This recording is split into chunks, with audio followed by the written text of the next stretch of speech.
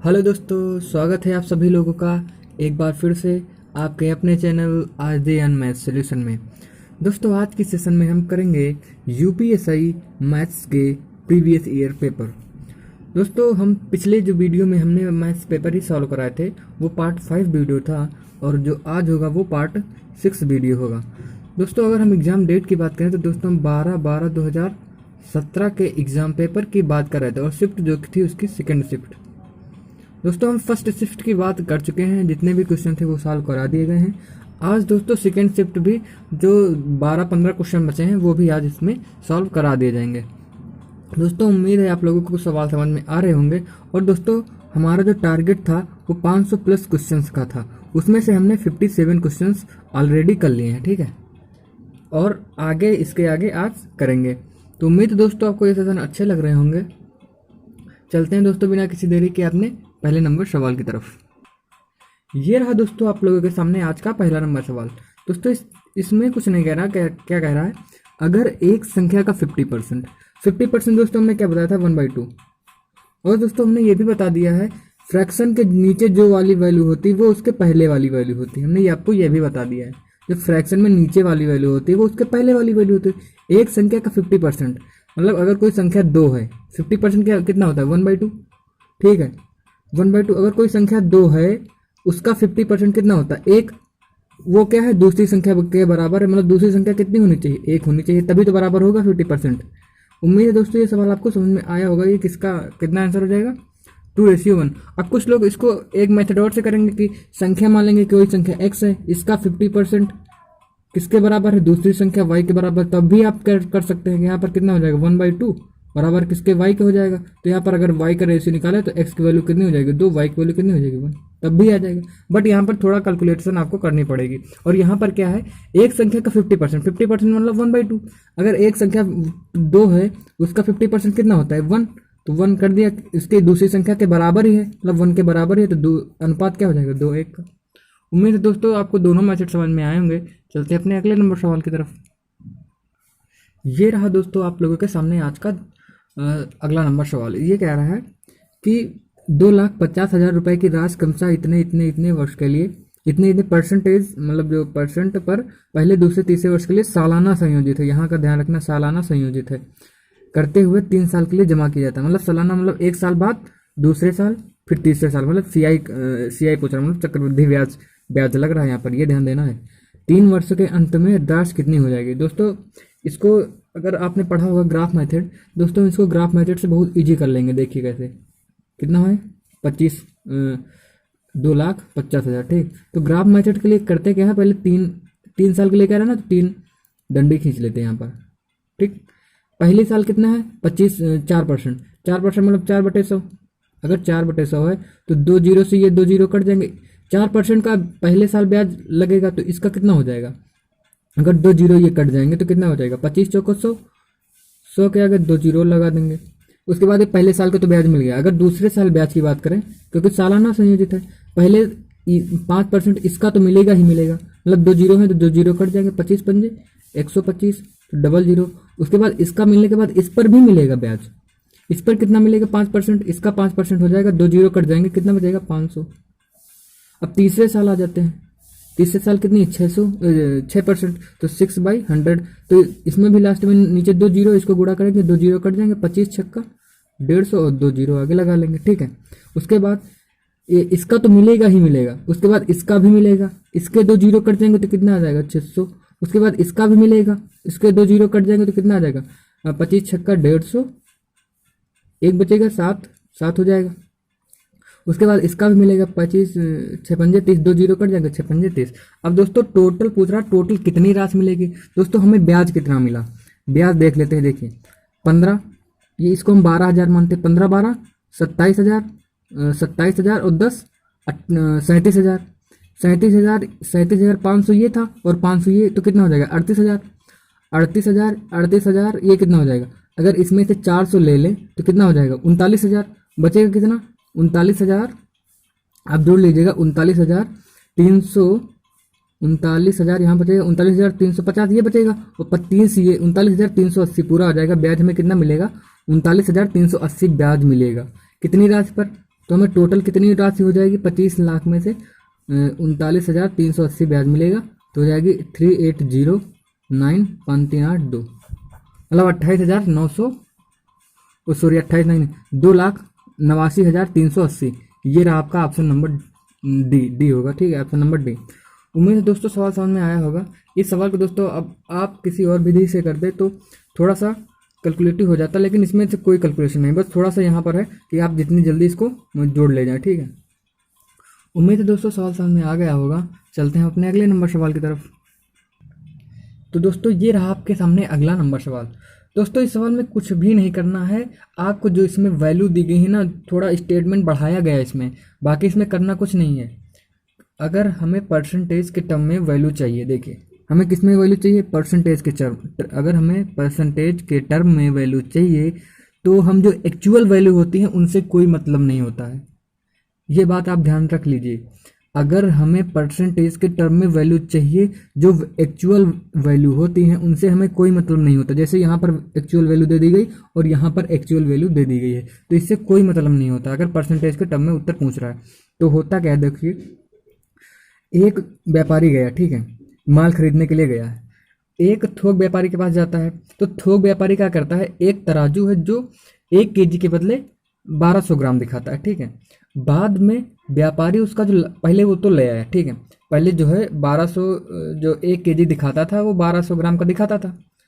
तो जब वो वहाँ गया तो वो लेने के बाद, उसके बाद जब व्यापारी जो लेकर आया सामान अपनी दुकान पर, तो हुआ क्या, बाद में व्यापारी उसका लागत मूल्य जो है 25% से बढ़ा देता है, मतलब वो लाने के बाद 25% से बढ़ा देता है। दोस्तों अगर इस तरह में जो सवाल होगा वो सक्सेसिव टर्म में आ जाएगा। कि होता क्या है, मान लीजिए होता क्या दोस्तों, मान लीजिए कोई सामान 100 रुपए का है, ठीक है, आपने उस पर 10% से बढ़ा दिया। अगर मान लीजिए थोक व्यापारी था, थोक व्यापारी के पास कितना सामान था, 100 का सामान था, उसने 10% से जो है व्यापारी को दिया।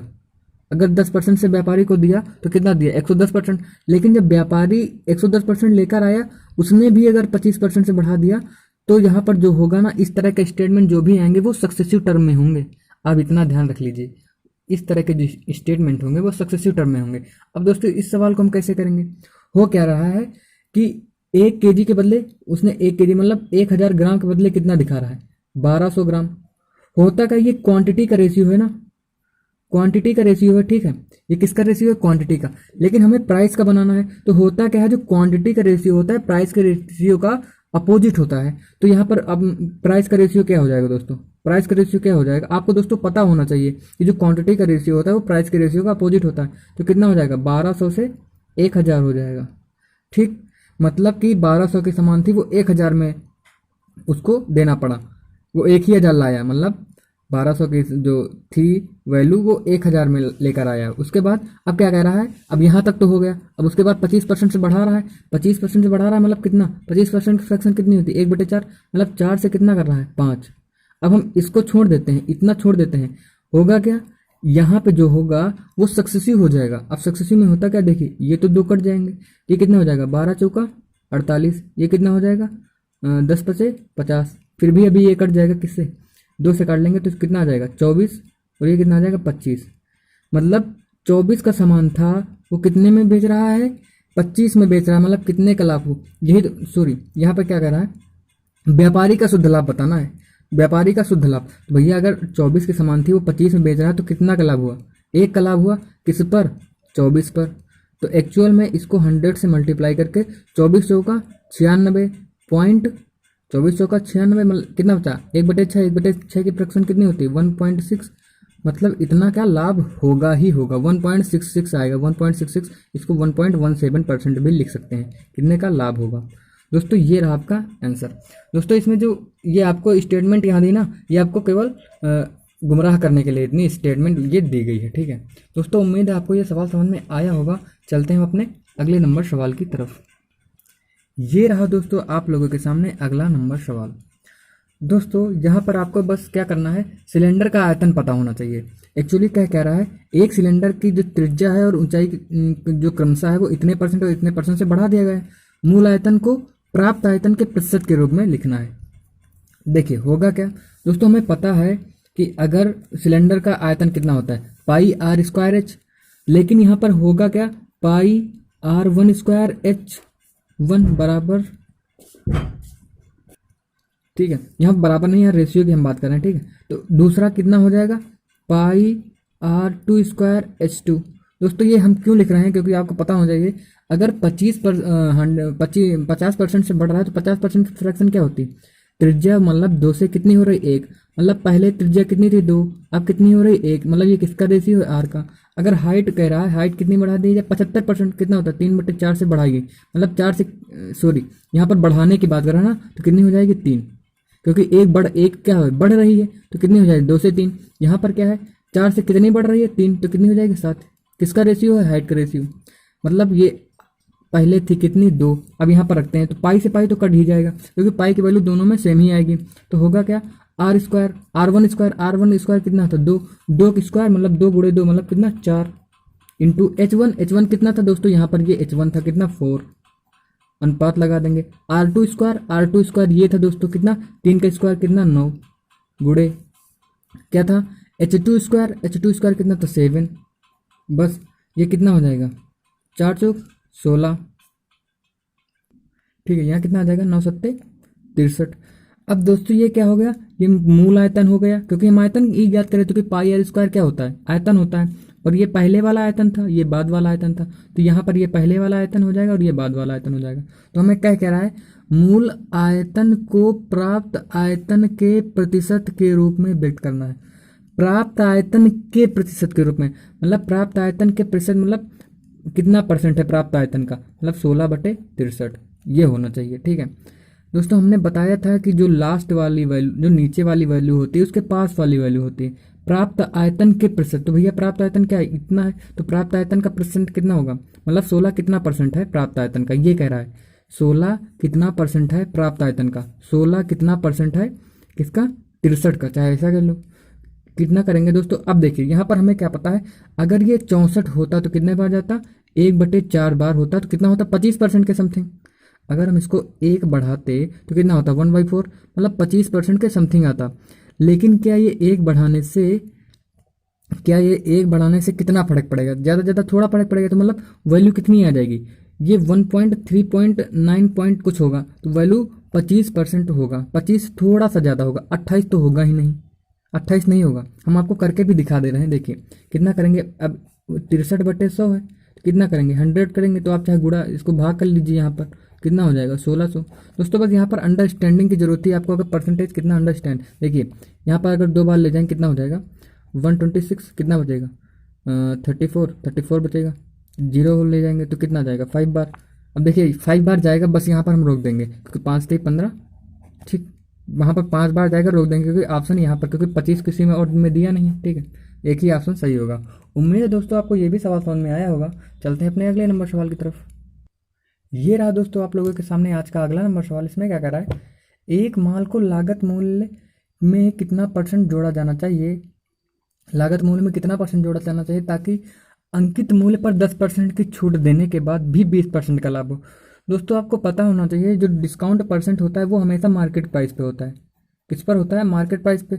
और जो ये लाभ या हानि, लाभ चाहे प्रॉफिट परसेंट पूछे चाहे तो लाभ परसेंट, वो ये हानि परसेंट पूछे तो कितना हो जाएगा, ये हमेशा किस पर होता है, सीपी पर होता है। तो दोस्तों यहाँ पर हम लिख लेंगे 10% मतलब 1/10, मतलब अगर मार्केट प्राइस पे होता है तो मार्केट प्राइस कितनी है 10, अगर एमपी की बात करें कितनी है 10, तो कितने की छूट दे रहे हैं, 1 की छूट दे रहे हैं, तो एसपी कितना हो जाएगा, एसपी हमारा 9 हो जाएगा कि नहीं हो जाएगा, ये आप बताइए, ठीक है। उसके बाद क्या कह रहा है, 20% का लाभ होता है, 20% की फ्रैक्शन कितनी होती है दोस्तों 1/5, मतलब अगर CP 5 है, अब देखिए यहाँ पर हम CP और SP का रेशियो लिख रहे हैं, CP और SP का रेशियो, CP और SP का रेशियो, देखिए CP नीचे 5 है तो कितनी हो जाएगी 6, ठीक है, 5 से कितनी हो रही 6।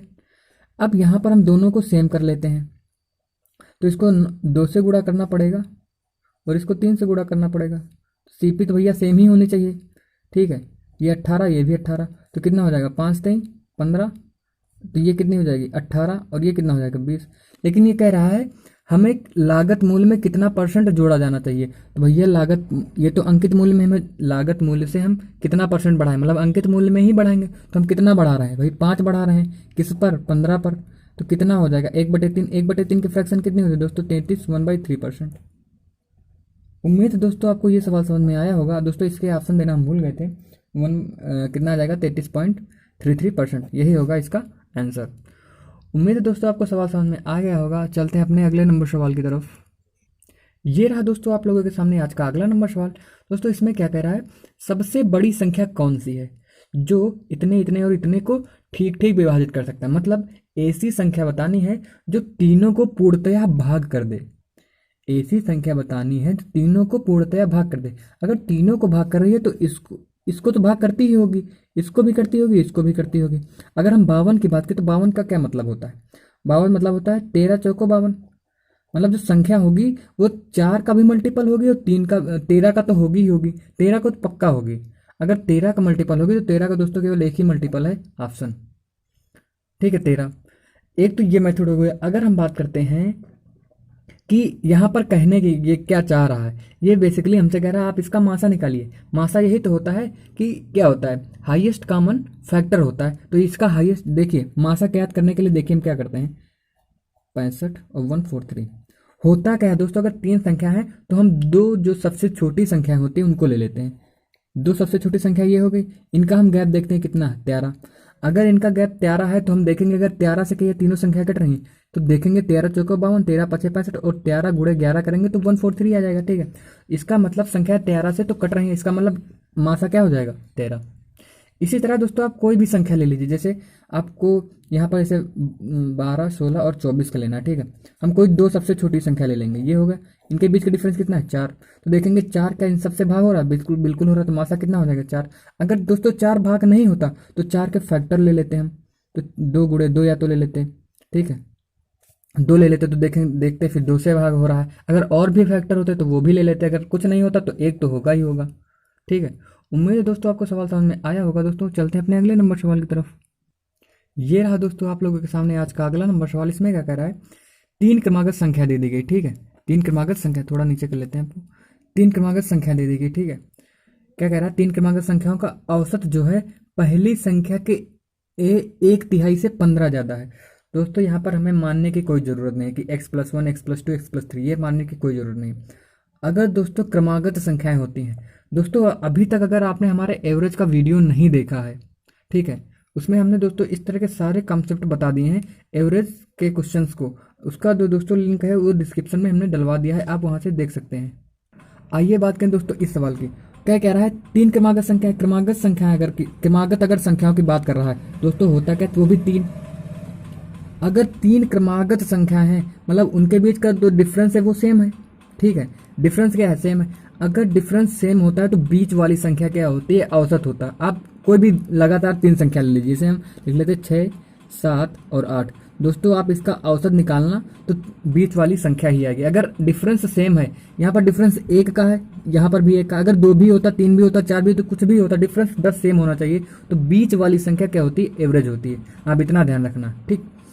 अब क्या कह रहा है कि पहली संख्या के 1/3 से 15 ज़्यादा है। पहली संख्या के 1/3, 1/3 मतलब 1/3।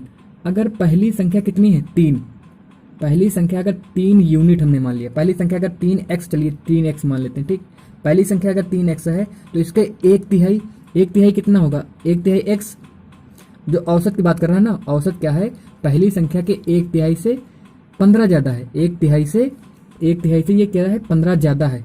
और लेकिन हमें पता है इसके बीच का डिफरेंस क्या होगा, 1 होगा, क्योंकि क्रमागत संख्याओं के बीच का डिफरेंस कितना होता है, 1 का डिफरेंस होता है। तो हम लिख लेते हैं 3x माइनस, अब सॉरी बड़ी संख्या से छोटी संख्या घटाएंगे तो बड़ी संख्या क्या होगी, x + 15 होगी ना, माइनस 3x बराबर कितना हो जाएगा, 1। इतना ही तो होगा, ठीक, यही होगा। इसमें क्या हो जाएगा, बड़ी संख्या से छोटी संख्या ही तो घटाएंगे। अब होगा क्या, यहाँ पे -2x हो जाएगा, इसको खोलेंगे तो ये कितना हो जाएगा, -2x, और 15 इधर जाएगा, माइनस में हो जाएगा 15, तो कितना हो जाएगा, माइनस का 14। इसको काट लेंगे तो x की वैल्यू कितनी आ जाएगी, 7। अगर x की वैल्यू 7 आ गई तो पूछ रहा है सबसे बड़ी संख्या क्या होगी। तो पहले तो हमें 3x की मतलब 7 × 21, तो ये होगा, ये कितनी होगी, 22 होगी, और ये कितनी हो जाएगी, 23। तो बड़ी संख्या पूछ रहा था कितना, 23। उम्मीद है दोस्तों आपको सवाल समझ में आ गया होगा। चलते हैं अपने अगले नंबर सवाल की तरफ। ये रहा दोस्तों आप लोगों के सामने आज का अगला नंबर सवाल। इसमें क्या कर रहा है, एक समकोण प्रिज्म दे दिया गया है, ठीक है, जिसका पार्श्व पृष्ठ का क्षेत्रफल बताना है, सॉरी दे दिया गया है कितना, 143 वर्ग सेंटीमीटर है, मतलब सरफेस एरिया आपको दे दिया गया है, ठीक है। और तल की परिधि भी दे दी गई है, ठीक है। तो ऊंचाई ज्ञात करना है दोस्तों। यहाँ पर आपको प्रिज्म का जो सरफेस एरिया पता होना चाहिए दोस्तों। होता क्या है, जो पार्श्व पृष्ठ का जो क्षेत्रफल होता है, पार्श्व पृष्ठ का क्षेत्रफल बराबर होता है पेरीमीटर ऑफ बेस, मतलब पेरीमीटर ऑफ बेस मतलब जो आधार की परिधि, आधार का परिमाप, चाहे परिधि लिख लो चाहे आधार का परिमाप, आधार का परिमाप गुणे ऊंचाई होता है, ठीक। तो आधार का परिमाप दोस्तों, हमें आधार का परिमाप, तल की परिधि, परिधि मतलब परिमाप, परिमाप दे दिया गया कितना 13, ऊंचाई की बात कर रहा है, बराबर किसके होता है 143, मतलब कितनी बार जाएगा 11 बार जाएगा। तो एच बराबर कितना आ जाएगा दोस्तों 11। उम्मीद है दोस्तों आपको ये सवाल काफ़ी ईजी था, अगर फार्मूला आपको आता है तो सवाल आसानी से हो जाएगा। ठीक है दोस्तों, चलते हैं अपने अगले नंबर सवाल की तरफ। ये रहा दोस्तों आपके सामने आज का सवाल, 66वां नंबर सवाल है। इसमें क्या कर रहा है दोस्तों, इस सवाल में हम एलिगेशन आपको बताएंगे, एलिगेशन कैसे लगाते हैं। देखिए होगा क्या, 100 छात्रों में दे दिया गया, ठीक है, और 312 रुपए की धनराशि में बांटनी है, और इस तरह विभाजित करना है कि प्रत्येक लड़के को 3.60 प्राप्त हुए और प्रत्येक लड़की को 2.40 प्राप्त हुए। तो लड़कियों की संख्या बतानी है दोस्तों। अगर हम मान लें कि जो 100 छात्रों में से हमने मान लिया एक भी लड़की नहीं थी, पूरे के पूरे क्या थे, लड़के थे, और प्रत्येक लड़के को 3.60 मिला है, तो 100 लड़कों को कितना मिलेगा, 100 लड़कों को कितना मिलेगा 360 रुपये मिलेगा कि नहीं, 360 कितना मिलेगा, 360 रुपये मिलेगा कि नहीं, आप ये बताइए, ठीक। और दोबारा क्या कर रहा है, लड़की को 2.40 रुपये मिला है। अगर हम मान लें लड़के नहीं थे उसमें और पूरी की पूरी लड़कियां थी, 100 की 100 लड़कियां थी, तो लड़कियों को कितना मिलता, तो 24 इतना मिलता कि नहीं लड़कियों को, 100 की 100 अगर हम लड़कियां मान ले तो 240 रुपये मिलता। बट एक्चुअल में जो इसका मेन है वो कितना है 312, ठीक।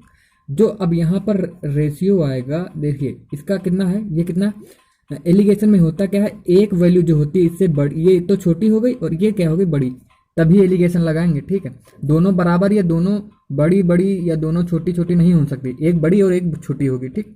अब होगा क्या 60 और 12 कितना 72 वैल्यू ये बची, और इसमें से इसको घटाएंगे तो कितना आ जाएगा 48, 48 बचेगा ना, हाँ 48, तो कितना आ जाएगा 24 नहीं 72 और 24 दूना 48। ये जहाँ पर जो रेशियो आएगा वो किसका आएगा, छात्रों की संख्या का, मतलब यहाँ ये क्या हमने माना था बॉयज़ और ये हमने क्या माना था गर्ल्स। तो यहाँ पर गर्ल्स की संख्या, बॉयज़ की संख्या कितनी है 3 और गर्ल्स की संख्या कितनी है 2, एक्चुअल में कितनी है 5, बट यहाँ पर है कितनी, 5 की वैल्यू किसके बराबर है 100 के बराबर है, तो कितना गुना गया 20 गुना गया, 2 की वैल्यू किसके गुना जाएगी 20 के 40। अगर पूछता लड़के कितने हैं तो दोस्तों 60, दोस्तों दोनों का डिफरेंस पूछता, एक की वैल्यू 20 गुना करते तो कितना हो जाता 20, डिफरेंस कितना है 20, लड़कियां कितनी है 40, लड़के कितने हैं 60। उम्मीद है दोस्तों आपको सवाल समझ में आया होगा, कितना है 40। चलते हैं दोस्तों अपने अगले नंबर सवाल की तरफ। ये दोस्तों अगला सवाल के देखिए क्या कह रहा है, एक दूध वाला 20% का लाभ कमाता है, ठीक है। अगर वह दूध की मूल मात्रा में 10% पानी मिलाता है तो लाभ का परसेंट बताइए।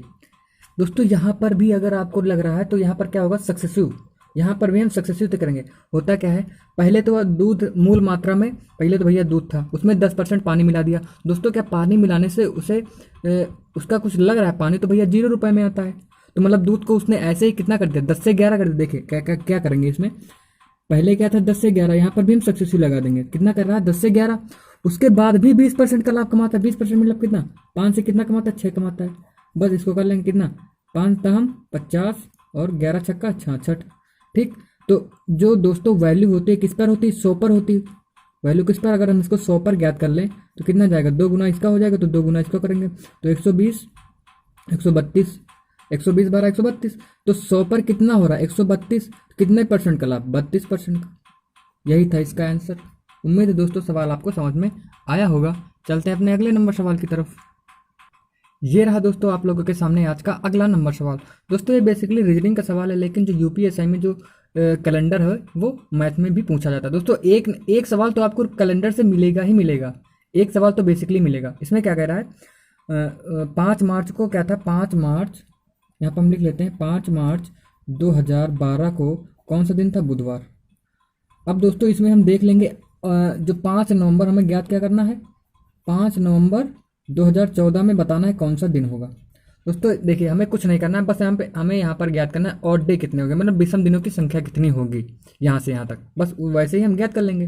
तो होगा क्या, देखिए मार्च 2012, मार्च 2000, 5 मार्च 2012 से 5 मार्च 2013 तक एक साल में कितने ऑड डे होंगे। एक साल में दोस्तों ऑड डे कितने होते हैं, एक। अगर ये लीप ईयर नहीं है तो, बट अगर लीप ईयर होता है तो कितने ऑड डे होते हैं, 2। तो यहाँ पर क्या लीप ईयर होगा, हाँ 2012 तो लीप ईयर होगा, लेकिन जो फरवरी है, फरवरी तो इसमें काउंट नहीं होगी। फरवरी काउंट होगी क्या, फरवरी तो काउंट नहीं होगी 2012 में। ये मार्च की बात कर रहा है, फरवरी को हटा देंगे और मार्च पे हम आएंगे। तो क्या कह रहा है, 5 मार्च 2012 से अगर हम 5 मार्च 2013 तक जाएं तो कितना बढ़ेगा, 1 बढ़ेगा, बीच में कोई लीप ईयर नहीं। उसके बाद हम 5 मार्च 2013 से 5 मार्च 2014 तक जाएंगे, तब भी 1 बढ़ेगा ऑड डे। तो कितने एक्चुअल में, 5 मार्च 2014 तक दोस्तों कितना बढ़ेगा, 5 मार्च 2014 तक 2 ऑड डे बढ़ेंगे, ठीक, ये तो 2 बढ़ेंगे। उसके बाद 5 मार्च 2014 हो गया, उसके बाद हम मार्च में कितने दिन बचे, मार्च में 26, मार्च कितने का होता है, 31 का होता है, तो उसमें 5 माइनस कर देंगे तो कितना, 26 दिन बचे। अगर 26 दिन में 8 दिनों की संख्या देखें तो इसको 7 से डिवाइड कर देंगे, 26 में से 7 से डिवाइड कर देंगे तो कितना बचेगा, 8 दिनों की संख्या कितनी बचेगी, 5 बचेगी। ये तो मार्च में हो गए, मार्च के ऑड डे, लेकिन हमें जाना कितना है, 14 नवंबर 5 नवंबर 2014 तक जाना है। उसके बाद हम अप्रैल में 2 ऑड डे होते हैं, हमें पता है, अप्रैल मई में 3 होते हैं, मई जून में 2 होते हैं, जुलाई में 3, अगस्त में 3, जुलाई अगस्त सितंबर में 2, अक्टूबर में 3, और नवंबर में कितना, नवंबर में सीधा 5 नवंबर तक जाना, तो सीधा हम 5 मान लेते हैं, ठीक। उसके बाद अब यहाँ पर ये देखना है जितने 7 बन रहे हैं उनको काट दो। देखिए 5 2 7, क्योंकि 7 से मल्टीप्लाई करना ही है तो हम 7 पहले से क्यों ना काट दें। और ये यहाँ पर देखिए 2 2 4 3 7, ये कट गया, 5 2 7, ये कट गया, कितना बचा, 3 3 6 3 9, 9 बचा। अब इसको 7 से भाग कर लेंगे तो कितना, ऑड डे की संख्या कितनी आ जाएगी, 2। ऑड डे की संख्या कितनी आ जाएगी, 2। बस हमें यहाँ पर ये करना है, बुधवार में 2 जोड़ देना है, कितना आ जाएगा, शुक्रवार। यही दोस्तों आपका क्या हो जाएगा, आंसर। उम्मीद है दोस्तों आपको समझ में आ गया होगा। चलते हैं अपने अगले क्वेश्चन की तरफ। ये रहा दोस्तों आप लोगों के सामने आज का अगला नंबर सवाल। इसमें क्या कह रहा है दोस्तों, आपको यहाँ पर कोई भी इस तरह का पैटर्न मिले, 1/1 into 2 plus 1/2 into 3 plus 1/2 into 4 3 into 4, इस तरह का आपको कोई पैटर्न मिले। कभी कभी यहाँ पर दे देगा 1 की जगह पर सब में कुछ से गुणा कर देगा, मतलब सब में 4 दे देगा या फिर 5 दे देगा या 6 दे देगा, सब में इसी तरह कर देगा। तो देखिए इस तरह के पैटर्न में हमें क्या करना होता है, देखिए इसको हम प्लस माइनस के फॉर्म में लिख लेते हैं। देखिए इसको क्या लिख लेंगे, 1/1 माइनस 1/2, इसको केवल हम लिख रहे हैं, इसको हम इस तरह लिख सकते हैं। देखिए अगर इसको हम मल्टीप्लाई करेंगे तो कितना आ जाएगा, 2 इधर जाएगा और 1 इधर जाएगा, मतलब 1/1 इंटू 2, मतलब ये सही लिखा है। प्लस इस तरह के दोस्तों पैटर्न को हम केवल इस तरह लिख सकते हैं। अब ये जो इतना है ये लिख गया, ठीक। प्लस अब इतना इसको हमें लिखना है तो 1/3 माइनस 1/4। तो दोस्तों आप देख रहे होंगे कि जो संख्याएं हैं वो होगा क्या, 2 से 2, 3 से 3 कट जाएगा। उसके बाद हमने यहाँ तक तो लिख लिया, उसके बाद भी यहाँ पर अगर लिखे तो 1 माइनस 1/5। इस तरह के दोस्तों पैटर्न को हम इस तरह लिख सकते हैं, आप लोग इतना याद रखिएगा। उसके बाद ये हम डॉट डॉट डॉट डॉट लिखा देते हैं, इसको हम क्या लिख सकते हैं, 1/14 माइनस 1/50, इस तरह लिख सकते हैं। हमें पता क्या है, जो लास्ट वाली वैल्यू होती है वो पहले से कट जाती है, इसमें भी जो लास्ट वाली वैल्यू होगी वो पहले से कट जाएगी। तो यहाँ पर भी क्या होगा, ये सब कट जाएंगे। ये लास्ट वाली वैल्यू तो यहाँ से पहले से यहाँ पर कोई वैल्यू आएगी उससे कट जाएगी, और जो यहाँ पर भी ये इस वाली संख्या की जो पहली वाली वैल्यू होगी, यहाँ पर एक कोई लास्ट वैल्यू आई रही होगी उससे कट जाएगी। तो दोस्तों बेसिकली बचेगा क्या, 1 माइनस 1/50, इतना बचेगा बस, ठीक है दोस्तों। आप चाहे इसको एक को हम क्या लिख सकते हैं, चाहे तो एक को हम 100% लिख सकते हैं और इसको क्या लिख सकते हैं, 2% लिख सकते हैं। तो कितना आ जाएगा, 18% आ जाएगा, तो सॉरी 98%, और 98% को कितना लिख सकते हैं, 0.98। उम्मीद है आपको दोस्तों ये सवाल समझ में आया होगा।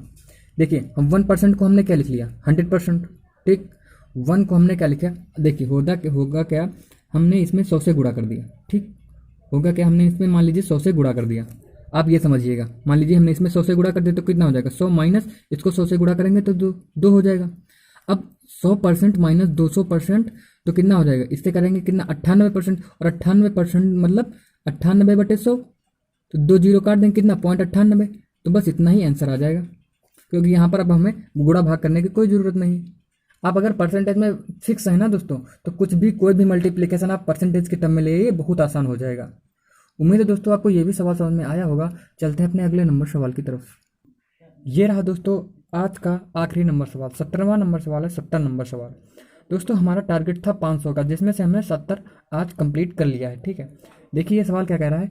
अगर तरुण और अरुण की आयु को हटा दिया जाए तो इन लोगों के समूह की औसत उम्र 12 बढ़ जाती है।